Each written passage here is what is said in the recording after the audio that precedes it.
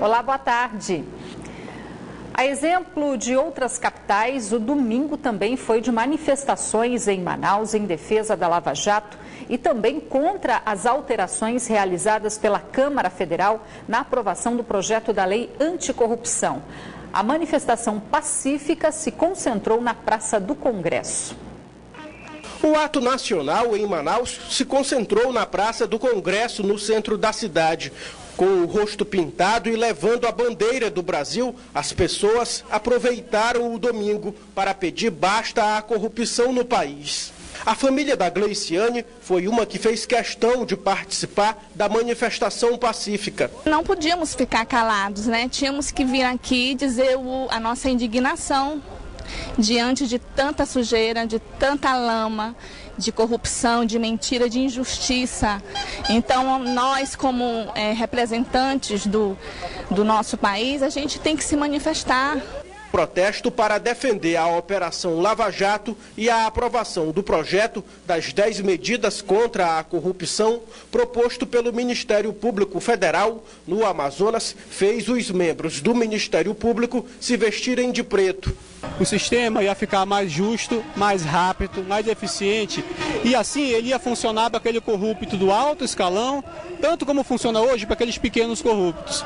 Hoje, infelizmente, são tantos recursos, são tantas regras enviesadas de prescrição que dificilmente um grande caso de corrupção acaba em efetiva prisão dos envolvidos e em efetiva devolução dos recursos desviados. É a nossa realidade, infelizmente. A aprovação pela Câmara dos Deputados de emenda ao pacote de medidas contra a corrupção que responsabiliza magistrados e integrantes do Ministério Público em caso de abuso de autoridade revoltou também os juízes do Estado. O Congresso tem todo o direito, como Congresso, de reformar uma lei de abuso de autoridade. O que não pode acontecer é que essa reforma seja no sentido de se criminalizar a interpretação que o juiz dá ao julgar. E é isso que nós estamos resistindo, porque se isso acontecer, a magistratura brasileira vai ficar de joelhos, os criminosos não serão mais julgados e haverá um prejuízo imenso para a sociedade. A população apoia o judiciário. Aqui, os manifestantes também aproveitaram para tirar fotos com as figuras dos juízes da Lava Jato. Depois, eles seguiram em passeata pelas ruas da capital.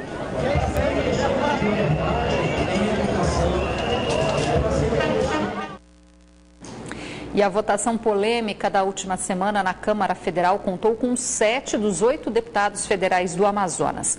5 votaram a favor da emenda considerada mais polêmica, que incluiu no texto a possibilidade de punição de juízes e promotores por abuso de autoridade. Os 2 que votaram contra a medida acreditam na reversão do projeto que agora será apreciado pelo Senado. Os deputados Paulderney Avelino do DEM e Conceição Sampaio do PP foram os 2 que votaram contra a medida que inclui no texto a possibilidade de punição para juízes e membros do Ministério Público por abuso de autoridade. De volta a Manaus neste fim de semana, os parlamentares justificaram seus posicionamentos. O democrata disse que foi contra a medida por considerar que não era o momento para submeter a proposta ao plenário. Ele chama a atenção para a gravidade de algumas emendas do projeto e disse estar preocupado. Minha maior preocupação é com se evitar o confronto de poderes. A minha maior preocupação é trazer normalidade dentro de uma discussão racional. A minha maior preocupação é que nós possamos debater e discutir essa matéria sem a intolerância que nós estamos observando agora. E eu entendo que, de qualquer forma, é com o debate democrático que o Brasil ganha. A deputada Conceição Sampaio, que se posicionou contra a emenda, também entendeu que o momento não era propício para discutir o pacote anticorrupção, principalmente por causa da emenda 4, que prevê punição de juízes e promotores de justiça por abuso de autoridade.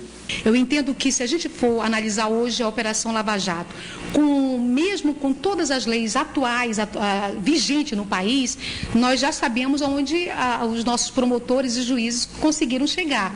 Então, essa emenda 4, ao meu ver, ela causou essa polêmica muito grande, porque certamente não seria a hora ideal da gente estar discutindo essa responsabilização, que a gente pudesse fazer isso no futuro, mas não agora.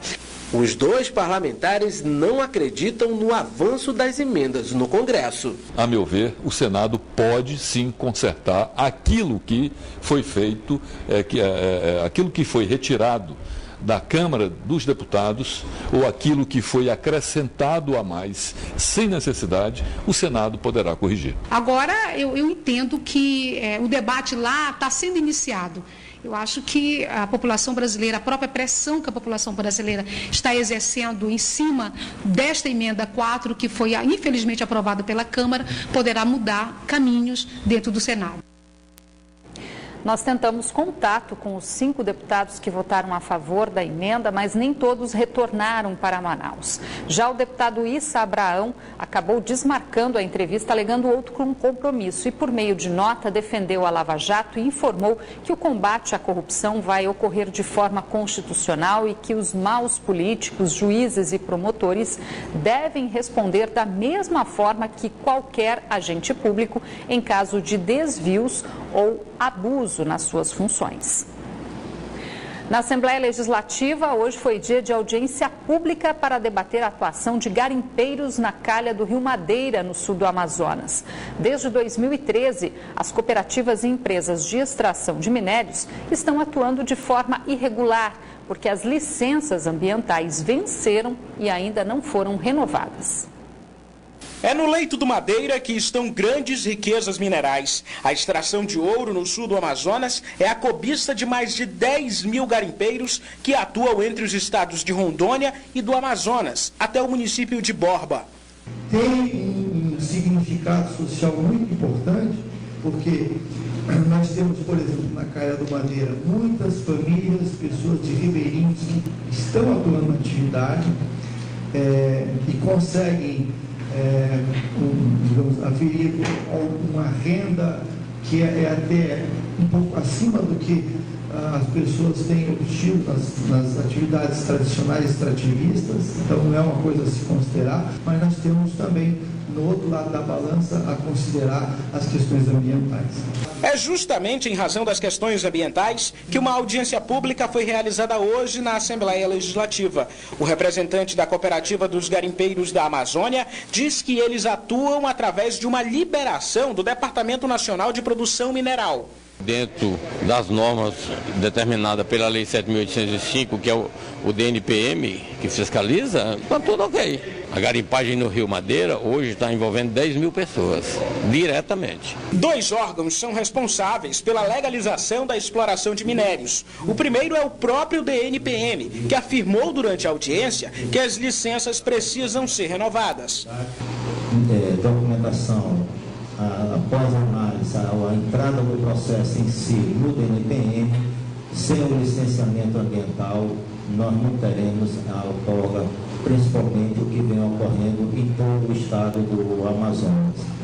Outro órgão responsável pela liberação é o Instituto de Proteção Ambiental do Amazonas, que também não renovou desde 2013 as licenças ambientais para que empresas e cooperativas trabalhem com a extração de ouro do leito do Madeira. A maior parte das empresas, cooperativas, associações de garimpeiros não tem verso de licença restrições cumpridas. Com o governo do estado? Na licença estadual. E isso impede que o órgão ambiental renove a licença deles. Há 30 anos, garimpeiros atuam na região do Rio Madeira, aqui no Amazonas. O Serviço Geológico do Brasil disse hoje na audiência que não considera a atividade irregular. É até uma forma muito lucrativa de desenvolver economicamente aquela região do Brasil. No entanto, são necessárias as licenças ambientais. E a mineração na Amazônia, ela já concentrou a riqueza. A natureza já fez isso. Então basta o quê? Que a gente crie formas liberais de acessar essa riqueza, de modo que todos possam se apropriar dela através dos impostos. Sem as licenças ambientais, a exploração na calha do Madeira tem sido considerada irregular, diz a presidente do IPAAN. Quase todos eles, as grandes que tinham licença, os pequenos que tinham licença, as associações, estão todos notificados, todos autuados e com a atividade suspensa para o órgão ambiental. O IBAMA tem feito, como faz em toda atividade, supletivamente, notificado também. Apesar disto, o deputado que propôs a audiência afirma que as fiscalizações precisam ser intensificadas e, por isso, cobrou hoje do IPAAN e do IBAMA mais rigor. Deixando de fiscalizar a atividade em loco, passa a ser totalmente temerário. Qual é a preservação, qual é a aplicação da lei dentro desse caso prático? Então, é basicamente isso que nós precisamos intermediar. O Cine Manaus iniciou hoje um mutirão para agilizar e aumentar o número de emissões de carteira de trabalho na capital, onde a procura pelo documento é grande, principalmente nessa época do ano. No Cine Manaus, do Garajão no centro, muita gente procurando emprego. O público para a emissão da carteira de trabalho também é grande. Por isso, a Secretaria Municipal do Trabalho, Emprego e Desenvolvimento vai realizar até quarta-feira um mutirão para agilizar as emissões do documento. César está à procura do primeiro emprego e aproveitou a oportunidade. Para um jovem é importante porque com essa carteira ele consegue ingressar mais fácil no mercado de trabalho e consultar vagas e fazer cadastros. Para mim é importante isso, entendeu? Ingressar no mercado de trabalho.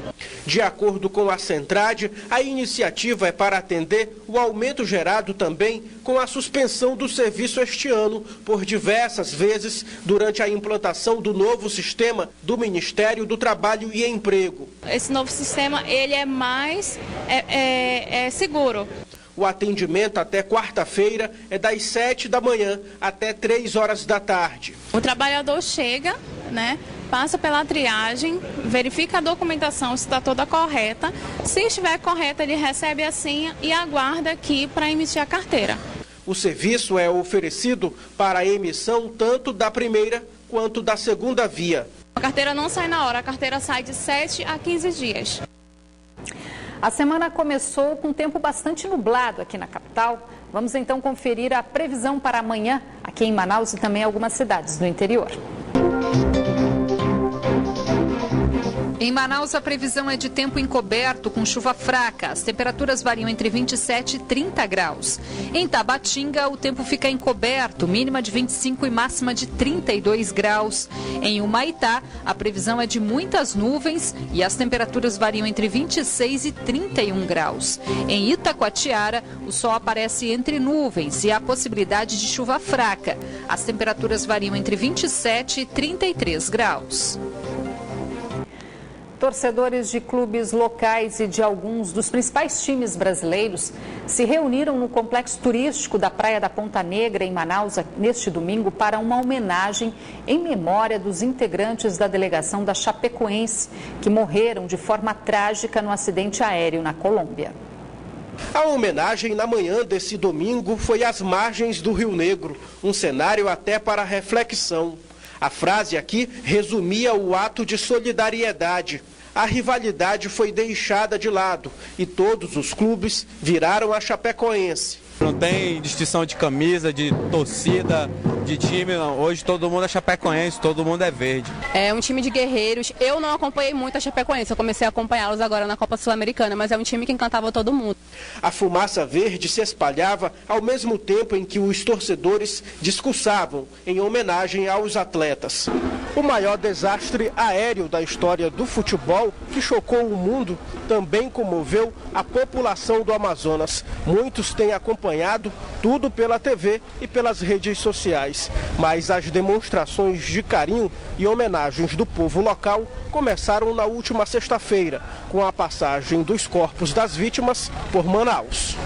Na sexta à noite, a aeronave C-130 Hércules da Força Aérea Brasileira, com os corpos de jogadores, integrantes da diretoria e jornalistas que acompanhavam a delegação da Associação Chapecoense de Futebol no retorno ao Brasil, fizeram uma parada técnica na capital amazonense. Nesse momento, a população foi para a frente da base aérea de Manaus e prestou solidariedade ao prefeito da cidade de Chapecó, em Santa Catarina. Ele se emocionou ao receber o carinho dos manauaras. E essas manifestações são dos brasileiros. Que recado fica? Fica o recado de ser sério, de ser honesto, de ser trabalhador, de fazer as coisas com vontade. É isso que a Chapecoense nos deixou. E eu espero que esse legado esteja no coração de todos os brasileiros, né? Nós vamos continuar fazendo futebol. Representantes do Sindicato dos Jornalistas do Amazonas e da Associação dos Cronistas Esportivos do Estado entregaram flores ao prefeito de Chapecó. Então esta homenagem engloba não somente os profissionais de jornalismo, mas também os jogadores, que são a razão do nosso grande trabalho. Então esse grupo de pessoas, espero que essas poucas flores possam servir de consolo e de conforto para essas pessoas que por aqui passarão. E nesta segunda-feira, a Conmebol acatou a sugestão do Atlético Nacional e declarou a Chapecoense campeã da Copa Sul-Americana de 2016. Diante do título, o time catarinense, que disputaria a final do torneio com a equipe da Colômbia, conquista a vaga na fase de grupos da Libertadores de 2017 e também se classifica para a disputa da próxima Recopa Sul-Americana, onde vai enfrentar o Atlético Nacional em jogos de ida e volta. E neste fim de semana, as meninas das seleções que vão disputar a Copa Caixa Internacional de Futebol Feminino desembarcaram em Manaus. Muitos torcedores foram para o aeroporto para acompanhar a chegada das atletas. Na área de desembarque, olhares atentos. Prestes a passar por aqui, 3 seleções femininas. As russas foram as primeiras a desembarcar. A seleção da Rússia será a primeira a entrar no gramado da Arena da Amazônia pela Copa Caixa Internacional de Futebol Feminino, que acontece do dia 7 ao dia 18 de dezembro na capital do Amazonas. As adversárias serão as italianas, que chegaram quase juntas no Aeroporto Internacional Eduardo Gomes. Mas o salão de desembarque do aeroporto de Manaus lotou mesmo quando o voo que vinha de São Paulo com a seleção brasileira se aproximava. A Iris, que é árbitra, chegou cedo para conseguir um autógrafo e também manter contato com as donas da casa. Primeiramente, em especial como admiradora do futebol das meninas. Segundo, é uma oportunidade da gente que trabalha com o futebol, com o esporte em geral em si, traz uma maior visibilidade, né, para a gente e para os talentos da região norte. A Ianca, que mora em Iranduba, na região metropolitana de Manaus, trouxe a máquina fotográfica e a vontade de falar com as jogadoras da nossa seleção.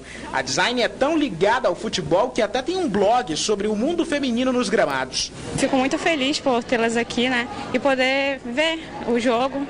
A Marta não vai poder vir, né, a Cris e nem a Andressa Alves, mas eu sou fã das outras também, que são muito importantes para a seleção. E assim como na Olimpíada, logo que desembarcaram, as meninas do Brasil já receberam o carinho da torcida. A seleção feminina desembarca em Manaus, não com aquele elenco todo, liderado pela Marta, que estamos acostumados a ver. Chega com uma nova composição técnica e com muita garra. A goleira Bárbara foi a única que foi liberada para falar com a imprensa. A primeira partida da seleção brasileira é contra a Costa Rica no dia 7. Para a goleira, os treinos serão fundamentais para a adaptação à temperatura. A gente se diz que a temperatura do Rio de Janeiro, onde a gente treina, é bem parecida com aqui, né? Então é bom. A Bárbara também destacou a nova equipe técnica da seleção. A gente está com um trabalho muito bom, teve uma renovação agora de toda a comissão técnica, alguns atletas, a gente veio para buscar essa medalha. E vamos à tabela de jogos. No dia 7 de dezembro, quarta-feira, o primeiro jogo é da Itália contra a Rússia. Logo depois, o Brasil entra em campo para enfrentar a Costa Rica. No dia 11 de dezembro, um domingo, a Costa Rica vai enfrentar a Itália e a Rússia vai enfrentar o Brasil. No dia 14 de dezembro, quarta-feira, Costa Rica contra a Rússia e Brasil enfrenta a Itália. E no dia 18 de dezembro, um domingo, é o dia da grande final. Na manhã de hoje, as delegações fizeram um reconhecimento de gramado na Arena da Amazônia. A competição que marca a estreia da técnica Emily Lima no comando da seleção brasileira vai ter cobertura e transmissão exclusiva da Band. No telão, um recado em inglês dá as boas-vindas às jogadoras da seleção feminina de futebol da Rússia, Costa Rica, Itália e Brasil. A manhã de hoje serviu para as delegações fazerem uma visita à Arena da Amazônia, o palco da Copa Caixa, o torneio internacional de seleções, que começa na quarta-feira. Para a seleção brasileira, a Copa Internacional de Seleções de Futebol Feminino vai servir para apresentar à torcida e às jogadoras a nova treinadora Emily Lima. Ela diz que o momento é de ansiedade pela estreia. O clima de estreia chega a dar uma palpitação, né? Eu acho que nós trabalhamos para chegar a esse momento, né, no ápice da nossa carreira. Eu estive aqui esse ano com a equipe do São José como treinadora, jogando contra o Iranduba, mas hoje a gente fala de seleção brasileira, né? Nós estamos representando o melhor que temos no país. Entre as 23 jogadoras da seleção brasileira, 10 não estiveram aqui na Olimpíada. Mas para a maioria, o passeio de hoje na Arena da Amazônia foi um reencontro. Da última vez que as meninas da seleção jogaram aqui, o estádio estava lotado. O experiente treinador da Itália, Antonio Cabrini, que foi campeão do mundo com a Azzurra em 1982, amenizou o tom quando foi perguntado por uma possível final entre Brasil e Itália. Come ho detto prima, è importante che le ragazze acquisiscano una mentalità internazionale. Ele não está preocupado ainda em onde eles vão chegar isso. Estão preocupados em fazer bom trabalho e preparar sobretudo essas meninas, que é a primeira vez que elas saem no campo internacional. Além do Brasil, Itália, Costa Rica e Rússia também vivem um momento de renovação das suas jogadoras. Daí a importância dessa competição para essas atletas que devem dar tudo de si aqui no gramado da Arena da Amazônia. Foi o que disse a capitã da seleção da Costa Rica, Catarina. Vai ser importante para elas el aprender e el crescer. Já a capitã da equipe russa exaltou a competição como preparação para a Eurocopa do ano que vem. Продемонстрировать хорошую игру. As disputas começam uma semana após o trágico acidente aéreo na Colômbia que matou 71 pessoas, entre integrantes da delegação da Chapecoense e jornalistas. Por isso, a torcida está sendo convidada a transformar a rivalidade em uma homenagem à equipe. Está convidando todo mundo a vir para a Arena de Verde, será nossa homenagem também à Chapecoense. Acho que é o primeiro torneio depois do ocorrido no Amazonas, e um torneio dessa magnitude, com transmissão para o Brasil todo. Eu não tenho dúvida que nós vamos levar daqui da Arena Amazônia as melhores imagens. E agora à tarde, as seleções já realizaram os primeiros treinos. O do Brasil, que enfrenta a Costa Rica, terminou agora há pouco no estádio Carlos Amit. O treino da seleção brasileira ainda respirava luto. O preto estava por todo lado no estádio Carlos Amit. No primeiro contato da equipe com a nova técnica Emily Lima, as jogadoras trabalharam principalmente a parte física. Com a ausência do sol, o clima ficou favorável para as meninas, que aproveitaram para trabalhar toque de bola. As goleiras treinavam separadamente. Já no coletivo, a equipe foi dividida em 2 times, mas apenas a metade do campo foi usada. Emily testou várias formações. A atacante Formiga, estrela da seleção brasileira, dividiu no treino entre as reservas e as titulares. A seleção brasileira foi quase toda renovada desde a Olimpíada. Destaque do Corinthians na temporada, a atacante Chu quer se firmar no time. Outra novidade é a meia atacante Gabi Neves, convocada recentemente para a seleção brasileira. O primeiro treino da seleção brasileira durou pouco mais de 1h30, tempo suficiente para treinar e conversar com as jogadoras. As 4 seleções que vão disputar a Copa Caixa Internacional de Futebol Feminino treinaram hoje à tarde aqui na capital amazonense. Enquanto a seleção brasileira fazia seu treino aqui no estádio Carlos Amit, no outro lado da cidade, a seleção italiana também fazia seu primeiro treino em solo amazonense lá no estádio da Colina. A seleção da Costa Rica e a seleção da Rússia também treinaram hoje à tarde. As 2 seleções dividiram em horários diferentes o centro de treinamento do 3B no bairro de Aparecida. E o Band Cidade fica por aqui, mas continua na internet, onde você pode acompanhar outras notícias nas redes sociais, Facebook e Twitter da Band Amazonas. Para rever nossas reportagens, acesse youtube.com/Band Amazonas e vá no link vídeos. Você fica agora com as notícias do Jornal da Band, que traz entre os destaques o afastamento de Renan Calheiros da presidência do Senado por determinação do Supremo Tribunal Federal. Boa noite para você. A gente volta a se encontrar amanhã. Até lá.